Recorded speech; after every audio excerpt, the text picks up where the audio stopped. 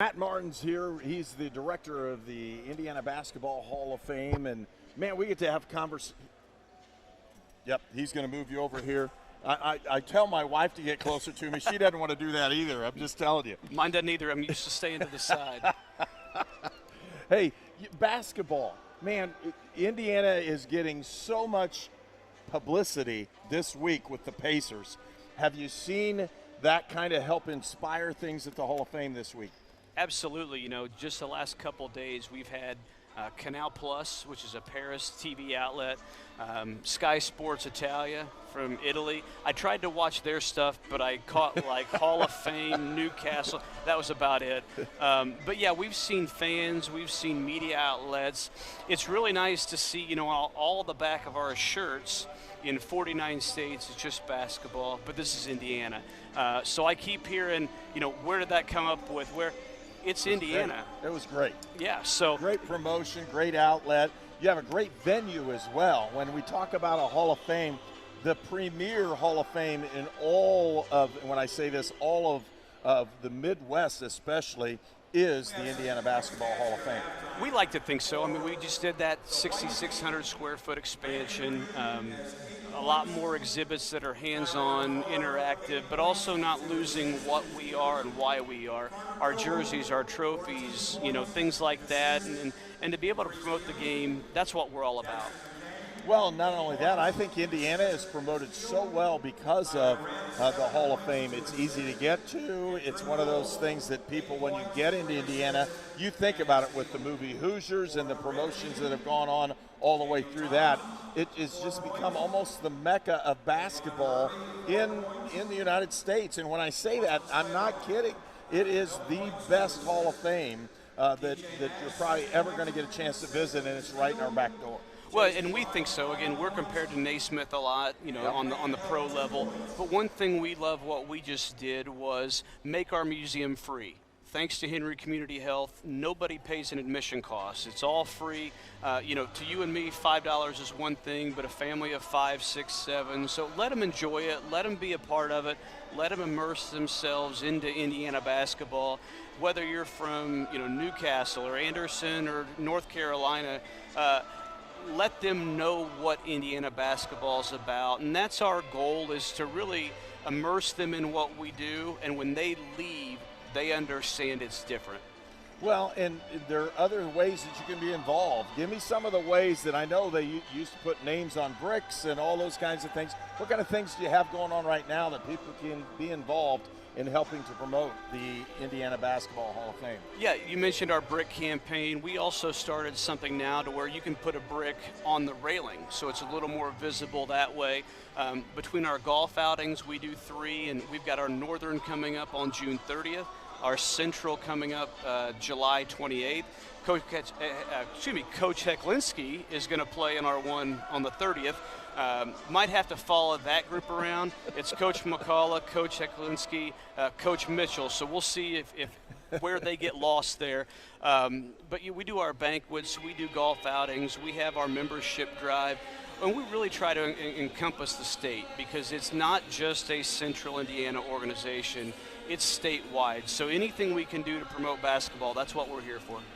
Well, and again, I know you've helped to even promote this and in what's going on. This is grassroots, man. This is so close to the high school game.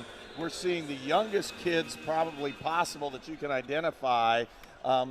What's that mean for basketball in Indiana? You get to see players like this play in an event such as this. Well, you know, if you don't watch this age group or even lower, you don't have, I mean, not that these guys are going to go pro, but you don't have it at those other levels. And so this form of basketball is the most pure.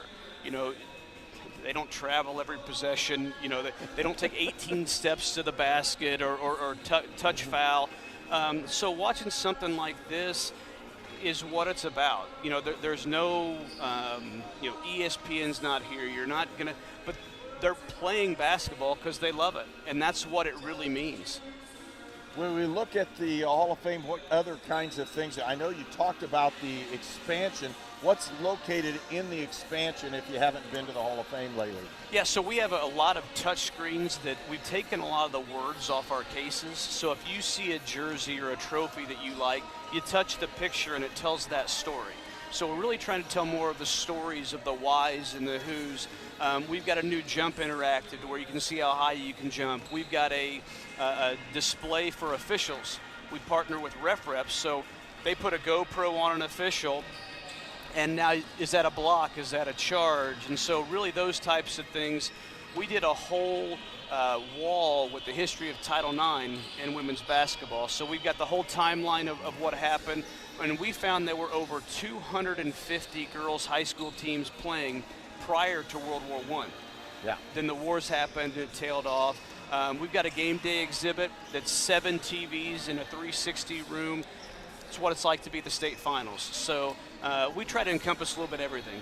Well, girls basketball's come a long way since Judy Warren in 1976. And when you talk about that, and I remember when all that stuff took place, wow, it was, excuse me, 74. When all that stuff took place, I mean, it was a big deal in Indiana to have that broadcasted, and now it's just normal. We've seen basketball grow so much in both men's and women's, girls and boys. We have Pee-wee teams that play on lower level baskets. We have all these things that have gone on in the past 50 years. Basketball has grown so much that even when you look at that Pacer game and they say that, people in Indiana understand that's what's happened.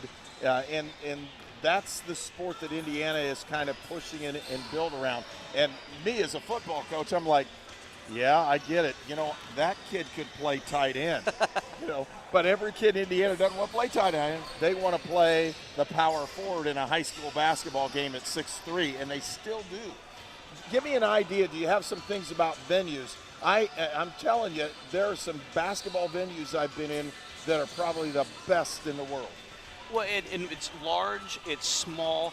That's what it makes Indiana great. Somebody can love a place like the Newcastle Fieldhouse, but still love, I know when I coach, and lacrosse isn't there anymore, but lacrosse high school gym, there's 4 rows. I mean, that's what makes this neat is it just all-encompassing, large, small, and, you know, a lot of places built the gym larger than their towns. Right. But you still have some of these quaint little gyms, and one of them that I love to officiate in is Union County. Yeah. Most people would say, it's a Cracker Jack box, but it gets loud and people are close to you. That's what makes it awesome. It is great. Matt Martin, thanks for coming up and talking to us. Again, the executive director of the Indiana Basketball Hall of Fame. We're covering all bases here on Indiana Sports Network. We'll be back in just a moment for the start of the second half.